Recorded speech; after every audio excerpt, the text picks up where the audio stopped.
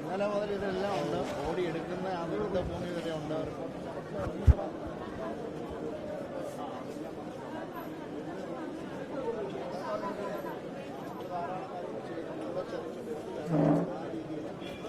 കാര്യങ്ങൾ അറേഞ്ച് ചെയ്യുന്നു. പല സാധനങ്ങൾ കൊണ്ടുവരണ്ടെന്നൊക്കെ തത്വത്തിൽ പറഞ്ഞെങ്കിലും ഇവരോട് ചോദിച്ച് തന്നെ അവിടെ ഒരു പന്തലുണ്ട്. ഓടിയെടുക്കുന്നവർക്ക് ഒരു കാപ്പിയും കൊടുത്തൊരു ചെയറൊക്കെ അറേഞ്ച് ചെയ്യാമെന്ന് പേഴ്സണലി പറഞ്ഞു. അപ്പോൾ അങ്ങനെ അറിഞ്ഞ് ചെയ്യാം. സാധന സാമഗ്രികൾ വന്നാൽ ഇവിടെ മല പോലെയാകും. അത് തടയേണ്ടതും ആവശ്യം. അത് നമ്മൾ പഠിച്ചിട്ടുള്ളത്.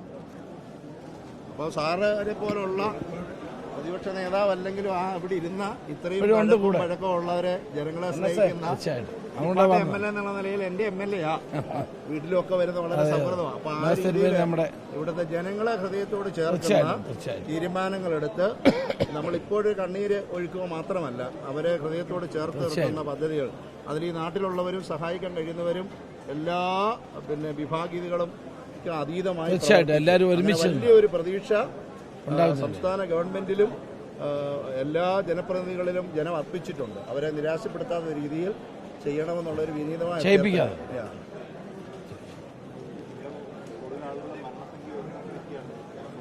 വളരെ ഹൃദയഭേദകമായ ഒരു അവസ്ഥയാണ്.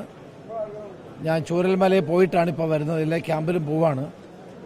എല്ലാം നഷ്ടപ്പെട്ട ഒരു ജനതയുടെ പ്രയാസവും ദുഃഖവുമാണ് നമ്മൾ കണ്ടുകൊണ്ടിരിക്കുന്നത്. മരണസംഖ്യ ഉയരുന്നു എന്നുള്ളത് തികച്ചും വേദനാജനകമായ ഒരു കാര്യമാണ്.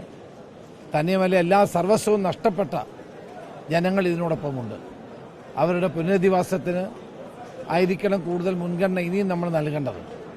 മരിച്ചുപോയ കുടുംബങ്ങൾ, ആ കുടുംബത്തിൽപ്പെട്ടവർക്ക് ആശ്രിതരുണ്ടെങ്കിൽ അവർക്ക് വേണ്ടത്ര ധനസഹായം നൽകാനും അവരെ സംരക്ഷിക്കാനും നമ്മൾ നടപടി സ്വീകരിക്കണം.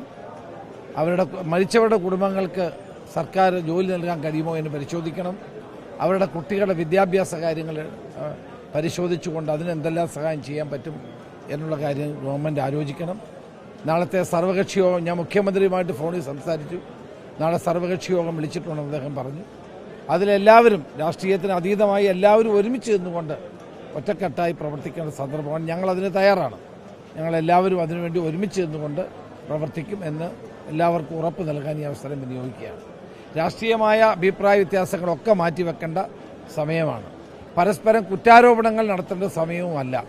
എല്ലാവരും ഒരുമിച്ച് നിന്നുകൊണ്ട് ജനങ്ങളെ സഹായിക്കാൻ. കണ്ടില്ലേ, ഒരു ബിഷപ്പ് തിരുമേനി തന്നെ മുൻകൈ എടുത്ത് ഇവിടെ പ്രവർത്തിക്കും. അതുപോലെ എല്ലാവരും എല്ലാ സമൂഹത്തിലും പെട്ട ആളുകൾ ഇതിനു വേണ്ടി പ്രവർത്തിക്കുകയാണ്. അവർക്ക് ഒറ്റക്കെട്ടായി പ്രവർത്തിക്കാനുള്ള അവസരമാണിത്. അതെല്ലാവരും ഒരുമിച്ച് നിന്നുകൊണ്ട് പ്രവർത്തിക്കുമെന്ന് ഞങ്ങൾക്ക് ഉറപ്പുണ്ട്.